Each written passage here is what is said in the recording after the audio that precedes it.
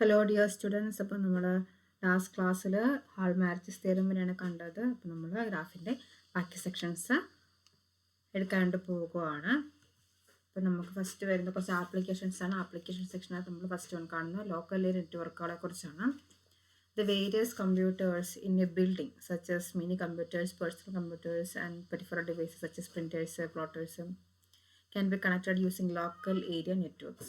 ഇപ്പോൾ നമുക്ക് ഒരു വലിയ കെട്ടിടം ഉണ്ടെന്ന് വെക്കുക, ആ കെട്ടിടത്തിൽ കുറേ കമ്പ്യൂട്ടേഴ്സും കാര്യങ്ങളൊക്കെ ഉണ്ട്. അപ്പോൾ അതൊരു ഒറ്റ നെറ്റ്വർക്കിലേക്ക് കണക്ട് ചെയ്യുന്നതിന് പല പല രീതികളുണ്ട്. അപ്പോൾ അതിനെക്കുറിച്ചാണ് നമ്മൾ പറയുന്നത്. അതാണ് നമ്മൾ ലോക്കൽ നെറ്റ്വർക്ക്സിനകത്ത് പറയുന്നത്. നമ്മൾ കുറച്ച് സ്പെഷ്യൽ കേസസ് ആയിട്ടാണ് ഇവിടെ നമ്മൾ ചെയ്യുന്നത്. And the first one star എന്ന് വരുന്ന ഒരെണ്ണമാണ്. Then ring. ഈ റിങ് എന്ന് പറഞ്ഞാൽ നമ്മുടെ സൈക്കിളിൽ നമ്മൾ നേരത്തെ പഠിച്ച സൈക്കിൾ പോലെ. പിന്നെ ദെൻ അഗെയിൻ വീല്. ഇത് ഇത്രയാണ് നമുക്ക് നെക്സ്റ്റ് വരുന്ന സെക്ഷൻസ് കേട്ടോ. അപ്പോൾ നമുക്ക് ആദ്യം സ്റ്റാർ ടോപ്പോളജി, അതായത് നമ്മൾ ലോക്കൽ നെറ്റ്വർക്കിനകത്ത് ആദ്യം വരുന്നതാണ് സ്റ്റാർ ടോപ്പോളജി. അപ്പോൾ അതെങ്ങനെ വരുന്നത്? അപ്പോൾ നമ്മൾ ഓൾറെഡി സ്റ്റാർ ബൈപാർട്ടിക് ഗ്രാഫിനകത്ത് നമ്മൾ കണ്ടൊരു കേസായിരുന്നു സ്റ്റാർ എന്ന് പറയുന്നത്. K1n എന്ന ഫോമില വരുന്നത്. എങ്ങനെയായിരുന്നു വരയ്ക്കുന്ന ഓർക്കുന്നുണ്ടോ? നമുക്ക് സെൻറ്ററിൽ ഒരു വെർട്ടെക്സ്, അത് നമ്മുടെ V1 വരും. ദെൻ ഇവിടെ നമുക്ക് മറ്റു കുറേ എഡ്ജസ് ആണ് വരയ്ക്കുന്നത്. എത്ര എഡ്ജസ് ഉണ്ടോ അതാണ് നമുക്ക് ദെൻ എന്നിൻ്റെ പൊസിഷൻ. എത്ര വെർട്ടെക്സ് ഉണ്ടോ? ഇപ്പോൾ നമുക്കിവിടെ 5 ആണ് വന്നിരിക്കുന്നതെങ്കിൽ ഇത് K15 എന്ന ഫോമിലാണ് എഴുതുന്നത്. ഇത് കംപ്ലീറ്റ് ഒരു ബൈപാർട്ടിക് ഗ്രാഫാണ്. നമുക്ക് സ്റ്റാർ ടോപ്പോളജി ആയിട്ടാണ് നമ്മൾ യൂസ് ചെയ്യുന്നത്. ഓക്കെ, സ്റ്റാർ ഇതിപ്പോൾ നമുക്ക് സെൻട്രൽ ഡിവൈസ് ഉണ്ട്, ഇത് ബാക്കി ലോക്കൽ ഡിവൈസുമായിട്ട് കണക്ട് ചെയ്തിരിക്കുന്നു. ഇനി അതുപോലെ അടുത്തൊരെണ്ണം പോയിട്ടുണ്ടെങ്കിൽ നമ്മുടെ റിംഗ് ആണ്. റിംഗ് നമ്മൾ സൈക്കിൾ തന്നെയാണ്. ഇതെങ്ങനെ വരുന്നത്? ജസ്റ്റ് നമുക്ക് 6 ഡിവൈസാണ് കണക്ട് ചെയ്തിരിക്കുന്നത്. ഇതൊരു ഡിവൈസ്, ഇത് നെക്സ്റ്റ് വേറെ ഡിവൈസ്, ഇതൊരു ഡിവൈസ്, നെക്സ്റ്റ് ഇത് നെക്സ്റ്റ് ഇത് നെക്സ്റ്റ്. നമ്മുടെ സൈക്കിൾ CNൻ്റെ ഫോം. എന്ത് സൈക്കിൾ? CN പോലെ തന്നെയാണ്. ഇതിൽ നമ്മൾ റിംഗ് ടോപ്പോളജി എന്നാണ് പറയുന്നത്. ഓക്കെ, ഇത് സ്റ്റാർ ടോപ്പോളജി. നെക്സ്റ്റ് വരുന്ന വീലാണ്. ഇത് രണ്ടിൻ്റെയും കൂടെ, സ്റ്റാറിൻ്റെയും റിങ്ങിൻ്റെയും കൂടെ ഒരു കമ്പൈൻഡ് ഫോം എന്ന്, ഒരു ഹൈബ്രിഡ് ഫോം എന്ന് വേണമെങ്കിൽ നമുക്ക് പറയാം. ഇത് വരുന്നത് ഞാൻ 6 വെർട്ടെക്സ് ആണ് ഇവിടെ കൺസിഡർ ചെയ്തിരിക്കുന്നത്. ഔട്ടറിൽ സെൻറ്റർ ഒരെണ്ണം കൂടെ വരുന്നുണ്ട്. സോ ഇതാണ് നമ്മുടെ വീൽ ടോപ്പോളജിക്ക് നമുക്ക് വരുന്നത്. ഓക്കെ, ഇത് വീല്. ഇത് നമുക്ക് W1 തന്നെയാണ് വരുന്നത്. ഇത് നമുക്ക് നോട്ടിൽ നമ്മളിതെല്ലാം കൊടുത്തിട്ടുണ്ട്, കൃത്യമായിട്ട് പോകുന്ന വായിച്ചും കൂടെ നോക്കണം. ഇത് നമ്മുടെ ലോക്കൽ നെറ്റ്വർക്കിനകത്ത് വരുന്ന 3 കേസുകളാണ്. Next one, interconnection networks for parallel computation. Computers executed programs, one operation at a time. Consequently, the algorithms written to solve problems were designed to perform one step at a time. Such algorithms are called serial. അപ്പം നമ്മുടെ computer നേരത്തെ, ഇപ്പോഴത്തെ ഇല്ല, advanced സിസ്റ്റങ്ങൾക്കൊക്കെ മുമ്പ് ആദ്യ സമയത്ത് നമ്മൾ കമ്പ്യൂട്ടേഴ്സൊക്കെ use ചെയ്യുന്ന സമയത്ത് നമ്മൾ ഒരു പ്രോഗ്രാമേ ഒരു ടൈമിൽ നമുക്ക് റൺ ചെയ്യാൻ പറ്റും. ഇപ്പോൾ നമ്മളൊരു പ്രോഗ്രാം കൊടുത്തിട്ടുണ്ടെങ്കിൽ ആ പ്രോഗ്രാം നമുക്ക് ഔട്ട്പുട്ട് തന്നതിന് ശേഷം നമുക്ക് നെക്സ്റ്റ് ഒരു പ്രോഗ്രാം കൊടുക്കാൻ പറ്റുള്ളൂ. ഇപ്പം അങ്ങനെയല്ലല്ലോ.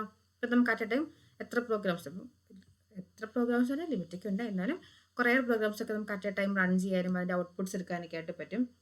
ഇപ്പം നേരത്തെ നമുക്കത് പറ്റില്ലായിരുന്നു. ആ സമയത്ത് യൂസ് ചെയ്തിരുന്നത് സീരിയലായിട്ടുള്ള കേസുകളായിരുന്നു. അത് അതിൻ്റെ അൽഗോരിതംസ് അങ്ങനെയായിരുന്നു. ഒരു സ്റ്റെപ്പേ ഒരു ടൈമിൽ ചെയ്തിരുന്നു. ആ രീതിയിൽ നമ്മൾ ചെയ്തിരുന്നത് നമ്മൾ സീരിയൽ എന്ന് പറയുന്നത്.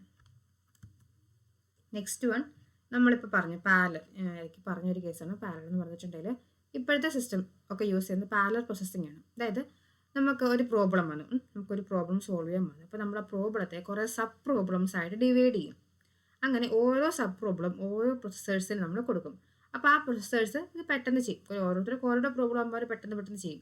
എന്നിട്ട് എന്ത് ചെയ്യും? ഈ പ്രോബ്ലംസിൻ്റെ റിസൾട്ട് ഒരു പ്രൊസസ്സറിലേക്ക് കൊടുക്കും. ആ പ്രൊസസ്സർ അനലൈസ് ചെയ്തിട്ടായിരിക്കും നമുക്ക് ഔട്ട്പുട്ട് തരുന്നത്. അപ്പോൾ നമുക്ക് ഒരൊറ്റ പ്രൊസസ്സർ ഒരു കംപ്ലീറ്റ് പ്രോബ്ലം ചെയ്യുന്നതിനേക്കാളും ഈസി ആയിട്ട് സബായിട്ട് ഡിവൈഡ് ചെയ്ത് കൊടുത്ത് നമുക്ക് ആൻസർ പെട്ടെന്ന് കണ്ടുപിടിക്കാൻ പറ്റും. അതാണ് പാരലൽ പ്രോസസ്സിങ്ങിൽ വരുന്നത്. അതിനുള്ള അൽഗോരിതംസും നമ്മൾ ഫോം ചെയ്തിട്ടുണ്ട്. Parallel processing which use computers made up of many separate processors, each with its own memory, helps overcome the limitations of computers with a single processor. Parallel algorithms which break a problem into number of sub-problems that can be solved. Okay. ഇനി നമ്മൾ ഈ parallel പ്രോസസ്സിങ്ങിനകത്ത് നമുക്ക് use ചെയ്യുന്ന 1-2 cases, linear array, mesh network, രണ്ടെണ്ണമാണ് വരുന്നത്.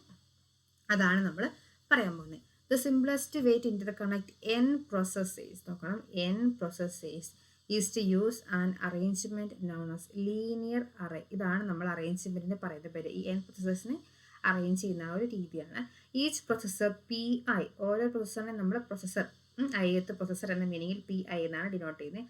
Other than P1 and PN. P1 ആണ് first വണ്ണും PN നമ്മുടെ ലാസ്റ്റ് വണ്ണും. ഈ രണ്ട് പ്രൊസസ്സേഴ്സ് ഒഴിച്ച് ബാക്കി ഏത് പ്രൊസസ്സർ എടുത്താലും it is connected to neighbours PI-1 and PI+1.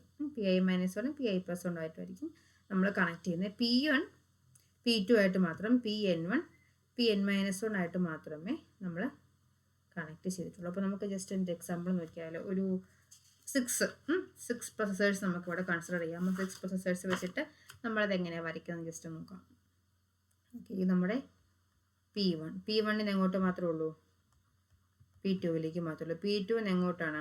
P3. ഇപ്പോൾ P2 രണ്ട് neighbours P1 P3, P3 to P4, P4 to P5, P5 to P6. നമുക്ക് P6 ആണ് നമ്മുടെ ലാസ്റ്റ് വൺ, P1 ആണ് നമ്മുടെ ഫസ്റ്റ് വൺ. ഇത് രണ്ടിലും നമ്മുടെ previous one PI+1, okay, P1+1, P2ഉം P6ൻ്റെത് P5. ബാക്കി നോക്കി P3 എടുക്കുവാണെങ്കിൽ 3 -1 2 ഉണ്ട്, 3+1 4 ഉണ്ട്. അപ്പോൾ P2ഉം P4ഉം ആണ് നമുക്ക് പീരീഡ് ആയിട്ട് വരുന്നത്. സോ ഇതാണ് നമ്മുടെ ലീനിയർ അറേ എന്ന രീതിയിൽ നമുക്ക് വരുന്നത്. ഓക്കെ, നമുക്ക് ഈ ലീനിയർ അറേക്ക് ചെറിയൊരു ഡിസഡ്വാൻറ്റേജ് ഉണ്ട്. അതായത് ഇപ്പം നമുക്കൊരു ചെറിയ കൗണ്ടൊക്കെയാണ് പ്രൊസസ്സേഴ്സ് വരുന്നതെങ്കിൽ നമുക്ക് ഇതേപോലെ കണക്ട് ചെയ്യാം. അത് മാത്രമല്ല, ഇപ്പോൾ നമുക്ക് ഒരു പർട്ടിക്കുലർ പ്രൊസസ്സറിൽ നിന്ന് കിട്ടുന്ന ഔട്ട്പുട്ട് യൂസ് ചെയ്തുകൊണ്ട് മറ്റൊരു പ്രൊസസ്സറിനത്തെ പ്രോബ്ലം സോൾവ് ചെയ്യേണ്ട സിറ്റുവേഷൻ വരുന്നെങ്കിൽ നമുക്കത് ഇൻ്റർമീഡിയറ്റ് ലിങ്ക്സ് യൂസ് ചെയ്ത് കണക്ട് ചെയ്യേണ്ട ഒരു കണ്ടീഷൻ വരുന്നുണ്ട്, ഒരു സിറ്റുവേഷൻ വരുന്നുണ്ട്. ആ സമയത്ത് നമ്മൾ അങ്ങനത്തെ ലിങ്ക്സുകൾ കണക്ട് ചെയ്യണം. അതിന് നമ്മൾ ഹോപ്സ് എന്നാണ് വിളിക്കുന്നത്. അപ്പോൾ അത് നമുക്കൊരു ഡിസഡ്വാൻറ്റേജ് ആണ്. ഒരെണ്ണം ചെയ്ത് കഴിഞ്ഞ് മാത്രമേ നമുക്ക് അടുത്തതിലേക്ക് പോകാൻ പറ്റുന്നുള്ളൂ. ഈ കേസിൽ നമുക്കൊരു ഡിസഡ്വാൻറ്റേജ് ആയിട്ട് വരുന്നതാണ്. ഓക്കെ, നമുക്ക് കുറച്ച് അഡ്വാൻസ്ഡ് ആയിട്ട് അടുത്തോളം നോക്കാം. ദ മെഷ് നെറ്റ്വർക്ക് അല്ലെങ്കിൽ 2-dimensional array is commonly used to interconnection network. In such a network, the number of processors is perfect square. Number of processors. അപ്പം നമ്മുടെ പ്രൊസസ്സേഴ്സ് എന്ന് പറയുമ്പോൾ നമ്മളിപ്പോൾ ഒരു ഗ്രാഫിനകത്ത് നമ്മൾ യൂസ് ചെയ്യുന്നത് വെർട്ടെക്സുകളായിട്ടാണ്. സോ നമ്മുടെ നമ്പർ ഓഫ് വെർട്ടെക്സ് എന്ന് പറയുന്നത് ഒരു പെർഫെക്റ്റ് സ്ക്വയർ ആണ്. n = m². The n processors are labeled PIJ എന്നായിരിക്കും ഓരോ പ്രൊസസ്സറിനും നമ്മൾ ലേബിൾ ചെയ്യുന്നത്. ഈ I വേരി ചെയ്യുന്നത് ഐയുടെ വാല്യൂ 0 to m-1 ആയിരിക്കും. ഐയും ജെയും വേരി ചെയ്യുന്നത് 0 to m-1, ഐയുടെ വാല്യൂയും ജെയുടെ value. The two-way links connect processor PIJ with its 4 neighbors. നമുക്ക് നമ്മുടെ ഓൾമോസ്റ്റ് എല്ലാ വെർട്ടെക്സിനും 4 നെയ്ബേഴ്സാണ് വരുന്നത്. അതെങ്ങനെ കണക്ട് ചെയ്യും എന്നുള്ളതാണ് ഇവിടെ കൊടുത്തിരിക്കുന്നത്. PIJ എന്നൊരു വെർട്ടെക്സ് എടുക്കുകയാണെങ്കിൽ PI+or-1 J എന്ന് പറയുന്ന വെർട്ടെക്സുമായിട്ടും PIJ +or-1 നമുക്ക് 4, ഇവിടെ നമുക്ക് 2 വെർട്ടെക്സ് പോസിബിൾ ആണ്. ഇവിടെ നമുക്ക് 2 വെർട്ടെക്സ്, 4 വെർട്ടെക്സുമായിട്ട് നമുക്ക് അഡ്ജസൻസിയും നെയ്ബർഹുഡ് നമുക്ക് പോസിബിൾ ആണ്. സോ നമുക്ക് അതിൻ്റെയും ഒരു ഫിഗർ നോക്കിയാലോ.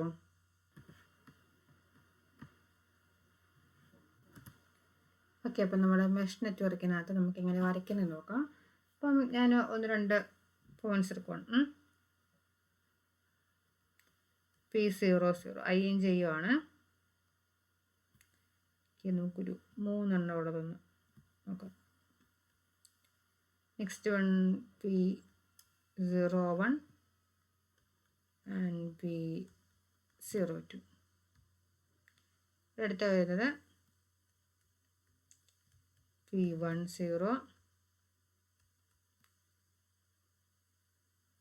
P11, P12, ഇവിടെ P20, P21, P22. ഓക്കെ, ഇപ്പോൾ നമുക്കൊരു പെർഫെക്റ്റ് സ്ക്വയർ ആണ് വന്നിരിക്കുന്നത്. അപ്പോൾ നമുക്കിനി എങ്ങനെ വരുന്നത് നോക്കാം ബാക്കി. Okay, P00. അപ്പോൾ നമുക്ക് ഐയുടെ വാല്യൂ ഫസ്റ്റ് 0 എടുക്കാം. ഐ ആണ് 0 വരുന്നത്. അപ്പം I+1 കഴിഞ്ഞാൽ 0 + 1 1. അപ്പോൾ നമുക്ക് അവിടെ എന്ത് കിട്ടി? ജെയുടെ വാല്യൂ സെയിം ആണ്, I+1 കിട്ടി. അപ്പോൾ നമുക്ക് അവിടെ എന്താ ഒരു എഡ്ജ് വരുന്നുണ്ട്. ഇനി നമുക്ക് ജെ എടുക്കാം. അതായത് ഈ 0 സെക്കൻഡ് 0 നമുക്ക് ജെ +1 അതെവിടെയാണ്? ഇവിടെ വരുന്നു. എങ്ങോട്ട് വരുന്നു? ഇവിടെ ഒരെണ്ണം കിട്ടി. ഓക്കെ, ഇനി നമുക്ക് അടുത്ത് ഇവിടെ നോക്കാം. P10 നമുക്ക് എങ്ങോട്ടൊക്കെ വരും? P20 വരും, P11 വരും. അതുപോലെ P20 ഇങ്ങനെ വരും, P21 വരും. ഇനി P11 നോക്കി, P01 വരും, P21 വരും. സിമിലർലി നമുക്ക് വരയ്ക്കുമ്പോൾ ഇവിടെ കിട്ടാൻ പോകുന്ന ഫിഗർ ഇതാണ്. ഓക്കെ, സോ ഇപ്പം നോക്കിക്കേ, ഇതാണ് നമ്മുടെ മെഷ് നെറ്റ്വർക്ക് വരുന്നത്. ഇവിടെ നമുക്ക് 9 പ്രൊസസ്സേഴ്സ് ആണുള്ളത്. 9 പ്രൊസസ്സേഴ്സ് ഉള്ള n = 9 വരുന്നു, n = 3 വരുന്നു. n = 9, m = 3. m എന്ന് നമ്മുടെ അഡ്ജസൻറ്റ് എണ്ണമൊന്നുമല്ല കേട്ടോ, ജസ്റ്റ് അഡ്ജസൻസി എന്നൊരു ഇതിൽ എഴുതുന്നുള്ളൂ. അഡ്ജസൻസി ഒന്നും പറയാൻ പറ്റില്ല, ചിലയിടത്ത് മാത്രം അഡ്ജസൻസി നമുക്ക് പറയാം, ചില പ്രൊസസ്സേഴ്സിന് മാത്രം. നമുക്ക് കറക്റ്റായിട്ട് പറയുകയാണെങ്കിൽ നമ്മുടെ വെർട്ടെക്സിന് എണ്ണം വന്ന് വയ്ക്കാൻ മതി. n പ്രൊസസ്സേഴ്സ് വരുന്ന ഒരു കേസാണിത്. ഓക്കെ, അപ്പം നമ്മുടെ മെഷ് നെറ്റ്വർക്കിനകത്ത് നമ്മൾ ഒരെണ്ണത്തിൻ്റെ എക്സാമ്പിളാണ് കണ്ടത്. ഇനിയിപ്പോൾ നമുക്ക് ഇതുപോലെ മെഷ് നെറ്റ്വർക്ക് പല രീതിയിൽ നമുക്ക് ഡിഫൈൻഡ് ആണ്. അതുപോലെ മറ്റൊരെണ്ണമാണ് ഹൈപ്പർ ക്യൂബ് വരുന്ന സമയത്ത് നമ്മുടെ n = 2m ആയിരിക്കും വരുന്നത്. ഹൈപ്പർ ക്യൂബ് നമ്മൾ ഓൾറെഡി പഠിച്ചിട്ടുള്ളതാണ്. അത് നമുക്ക് മെഷ് നെറ്റ്വർക്കിൽ അപ്ലൈ ചെയ്യാനായിട്ട് പറ്റുന്നുണ്ട്. അതാണ് നെക്സ്റ്റ് ഒരു കേസായിട്ട് നമുക്ക് വരുന്നത്. ഓക്കെ, സോ നമ്മുടെ ആപ്ലിക്കേഷൻ കഴിഞ്ഞ് നമ്മുടെ നെക്സ്റ്റ് പോകുന്നത് പുതിയൊരു സെക്ഷനാണ്, new graph from old graph. അതിനകത്ത് ഫസ്റ്റ് വൺ സെക്ഷനാണ് സബ് ഗ്രാഫ്. എന്താണ് ഒരു സബ് ഗ്രാഫ് എന്ന് നമ്മൾ പഠിക്കാൻ പോകുന്നത്. A subgraph of a graph G, vertex set edge സെറ്റും വരുന്ന G is a graph H W F. W നമ്മുടെ വെർട്ടെക്സ് സെറ്റ് ആണ്, എഫ് നമ്മുടെ എഡ്ജ് സെറ്റ് ആണ്. Where W subset of V and F subset of E. A subgraph H of G is A proper subgraph of G if H not equal to G. അപ്പോൾ നമ്മുടെ ഡെഫിനിഷനാണ് കണ്ടത്. Definition important ആണ്. Sometimes may be നമുക്ക് എക്സാമിന് ചോദിക്കാനുള്ള chance ഉണ്ട്. Sub graph എന്ന് പറയുന്നത് എന്താണ്? അപ്പോൾ നമുക്കൊരു ഗ്രാഫ് ഉണ്ട് ജി, ആ ഗ്രാഫിന് വെർട്ടെക്സ് സെറ്റ് വി ഉണ്ട്, എഡ്ജ് സെറ്റ് ഇ ഉണ്ട്. നമുക്ക് ഇതിൻ്റെ സബ് ഗ്രാഫ് ആണ് എച്ച് എന്ന് പറയുന്നത്. അപ്പോൾ എച്ച് സബ് ഗ്രാഫ് ആണെങ്കിൽ, അത് ഗ്രാഫ് ആണെങ്കിൽ അതിനും ഉണ്ടാകും ഒരു വെർട്ടെക്സ് സെറ്റും എഡ്ജ് സെറ്റും. അതിനെ നമ്മൾ ഡബ്ല്യു എന്നും എഫ് എന്നും എടുത്തിരിക്കുന്നു. ഈ ഡബ്ല്യു എന്ന് പറയുന്ന വെർട്ടെക്സ് സെറ്റ് നമ്മുടെ ഗ്രാഫ് ജിയുടെ വെർട്ടെക്സ് സെറ്റ് വിയുടെ സബ്സെറ്റ് ആയിരിക്കണം. സിമിലർലി നമ്മുടെ എഡ്ജ് സെറ്റ് ആരുടെ സബ്സെറ്റ് ആയിരിക്കണം? ഇയുടെ സബ്സെറ്റ് ആയിരിക്കണം. അങ്ങനെ വരുമ്പോൾ നമ്മൾ എന്ത് പറയും? എച്ച് എന്ന് പറയുന്ന ഗ്രാഫ് ജിയുടെ സബ് ഗ്രാഫ് ആണ് എന്ന് പറയും. ഇനി നമ്മുടെ പറഞ്ഞ ഗ്രാഫ് ഒരു പ്രോപ്പർ സബ് ഗ്രാഫ് ആകണമെങ്കിൽ എന്തായിരിക്കണം? എച്ച് എന്ന് പറഞ്ഞ ഗ്രാഫും ജി എന്ന് പറഞ്ഞ ഗ്രാഫും സെയിം അല്ല, എന്നാൽ ജിയിലുള്ള വെർട്ടെക്സും എഡ്ജും ആകണം എവിടെ വരുന്നത്? എച്ചിൽ വരുന്നത്. ആ കേസിലാണ് നമ്മൾ പ്രോപ്പർ സബ് ഗ്രാഫ് എന്ന് പറയുന്നത്. Let G is equal to V E. Be a simple graph. Simple ഗ്രാഫാണ്. അപ്പോൾ എന്താ? ലൂപ്പും പാരലൽ എഡ്ജസ് ഒന്നുമില്ല. The subgraph induced by a subset W of the vertex set V is the graph WF where F is the contains edges in E if and only if both endpoints of this edge are in W. അതായത് നമ്മൾ ഒരു graph G ഉണ്ട്, അതിൻ്റെ vertex set V ആണ്, ഈ ആണ്, നമുക്കത് already അറിയാവുന്ന കേസാണ്. ഈ വി എന്ന് പറഞ്ഞ സെറ്റിനകത്തെ കുറച്ച് വെർട്ടെക്സുകളെ നമ്മൾ എടുക്കുന്നു സബ്സെറ്റായിട്ട്. വി എന്ന സെറ്റ് സബ്സെറ്റ് എടുക്കുന്നു. ആ സബ്സെറ്റ് നമ്മൾ ഡബ്ല്യു എന്ന് വിളിക്കുന്നു. എന്നിട്ട് നമ്മളൊരു ഗ്രാഫ് പ്ലോട്ട് ചെയ്യുവാണ്. എന്ത് വെച്ചിട്ട്? ഈ ഡബ്ല്യു എന്ന് പറഞ്ഞ സെറ്റിനകത്തെ വെർട്ടെക്സുകൾ യൂസ് ചെയ്ത് നമ്മളൊരു ഗ്രാഫ് പ്ലോട്ട് ചെയ്യുവാണ്. ഇനിയിപ്പോൾ എഡ്ജസ് വേണ്ടേ? ഈ എഡ്ജസ് എവിടെയുള്ളതാകണം? നമ്മുടെ ഗ്രാഫ് ജിയിലുള്ളതാകണം. എങ്ങനെ? നമ്മൾ എടുത്തിരിക്കുന്ന ഡബ്ല്യു എന്ന് പറഞ്ഞ ആ സെറ്റിനകത്തെ വെർട്ടെക്സുകൾ എന്ത് വെർട്ടെക്സുകളായിട്ട് വരുന്ന എഡ്ജുകളാണ് നമ്മൾ വരയ്ക്കാൻ പോകുന്നത്. ആ എഡ്ജുകളുടെ സെറ്റ് നമ്മൾ എഫ് എന്ന് വിളിക്കുന്നു. അത് subgraph induced by subset W. ആ സബ്സെറ്റ് ഡബ്ല്യു നിന്ന് ഇൻഡ്യൂസ് ചെയ്യുന്ന സബ് ഗ്രാഫാണ്. ഓക്കെ, നമുക്കൊരു എക്സാമ്പിൾ കൂടെ നോക്കിയേക്കാം. സോ ഇവിടെ ഞാനൊരു ഗ്രാഫ് വരച്ചിട്ടുണ്ട്. നമുക്ക് ജസ്റ്റ് ഒന്ന് പേര് കൊടുത്തേക്കാം.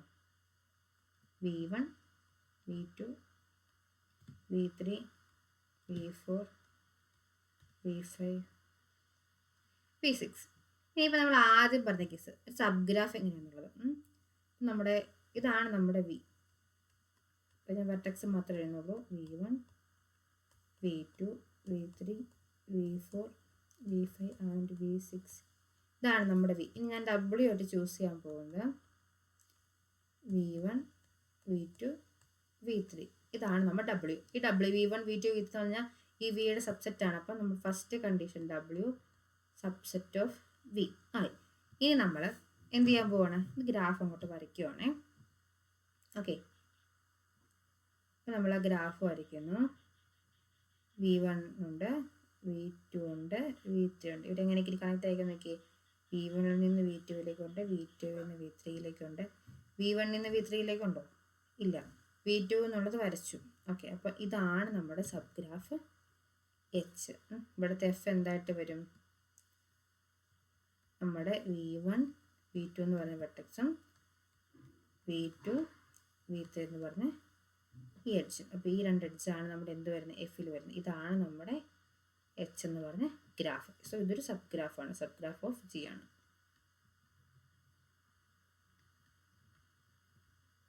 ഓക്കെ, ഇനി നമ്മൾ subgraph induced by subset W. ഈ നമ്മുടെ ഗ്രാഫ് എടുത്തു. ഇതുപോലെ നമുക്ക് W എന്ന് പറഞ്ഞാൽ എന്തെടുക്കാം? സബ്സെറ്റ് എടുക്കാം. ആ സബ്സെറ്റിൽ നമ്മൾ ഈ ഗ്രാഫിനെ ഇൻഡ്യൂസ് ചെയ്യും. അപ്പോൾ നമുക്ക് നമുക്ക് W1 എന്ന് എടുക്കുവാണേ. W1 is equal to V1, V2, V4, V5. അപ്പോൾ നമ്മൾ ഈ സബ്സെറ്റ് യൂസ് ചെയ്ത് എടുക്കുന്നു.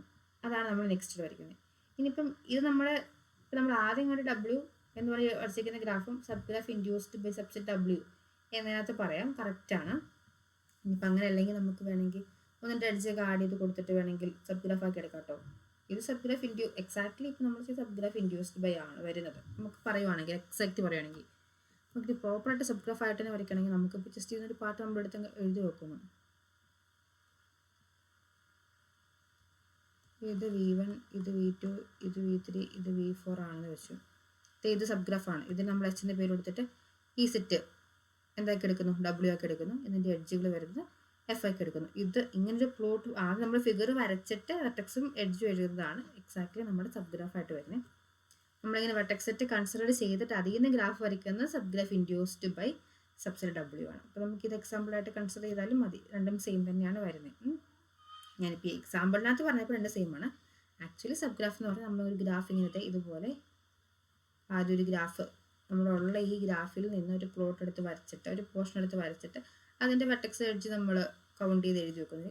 അത് നമ്പർ ചെയ്ത് എഴുതി വെക്കുന്നു. അതാണ് വരുന്നത്.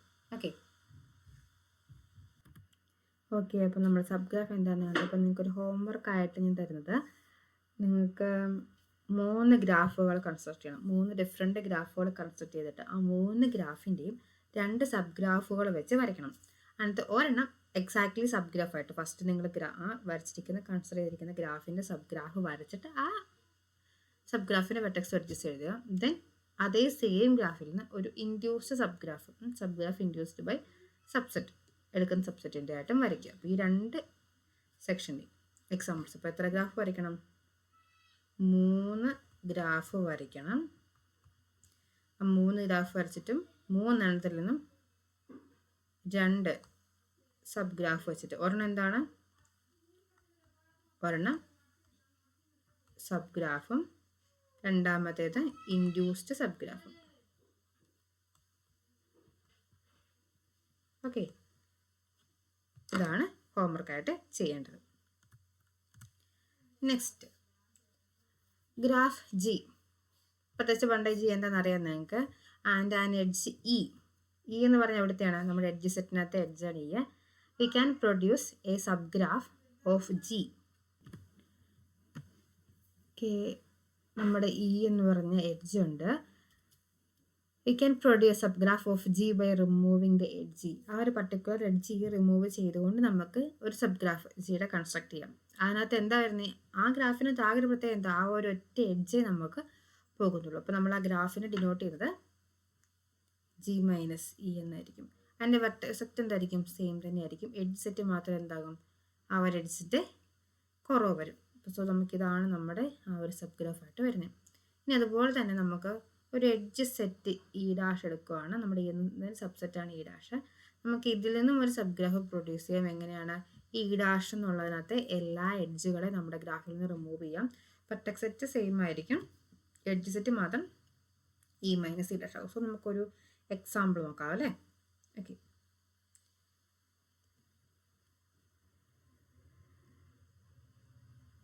ഞാൻ എപ്പോഴും ഒരു 6 ഉള്ളത് എടുക്കുന്നതുകൊണ്ട് നിങ്ങളാരും ഡൗട്ട് അടിക്കണ്ട കേട്ടോ, മിസ്സിൽ ഇത് മാത്രമേ വരയ്ക്കാൻ അറിയത്തുള്ളൂ എന്ന്. ഞാൻ നമുക്ക് കുറച്ചുകൂടി ഈസി ആയിട്ട് വരയ്ക്കാം, അതുകൊണ്ടാണ്. ഓക്കെ, അപ്പം ഞാൻ 1-2 എഡ്ജസ് ഒക്കെ ഇവിടെ വരച്ചിട്ടുണ്ട്. ജസ്റ്റ് ഇതാണ് ഫിഗർ നോക്കാം. 1 2 3 4 5 6 E1 E2 E3 E4 E5 E6 E7 E8. So നമുക്ക് 8 എഡ്ജുകളും 6 വെർട്ടെക്സ് ആണുള്ളതെന്ന് അസൈൻ ചെയ്യാം. അപ്പം ഞാൻ നമ്മുടെ പറഞ്ഞിരിക്കുന്ന ആയിട്ട് E2 എടുക്കുകയാണ്. E2 നമ്മൾ റിമൂവ് ചെയ്യുന്ന നോക്കുക. അപ്പം ഇങ്ങനെ ഒരു ഗ്രാഫ്, ഈ ഒരു എഡ്ജ് മാത്രമില്ല, ബാക്കിയെല്ലാം സെയിം ആയിട്ട് തന്നെ വരും. അപ്പം കുറച്ച് ചെറുതാക്കിയാണ് നമ്മുടെ ഫിഗറിന് വരയ്ക്കുന്നത്, കാര്യം ഒരു ഫിഗർ വരയ്ക്കാനുണ്ട്.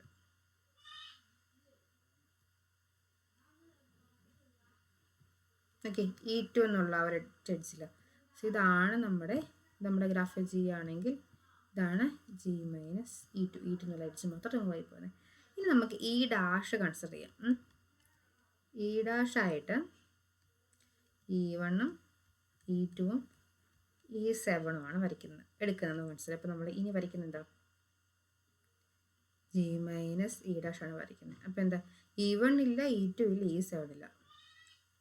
അപ്പം E6 വരച്ചു, E5 വരച്ചു, E4 വരച്ചു, E3 വരച്ചു. E1 പോയി, E2 പോയി. E3 E4 E5 E6.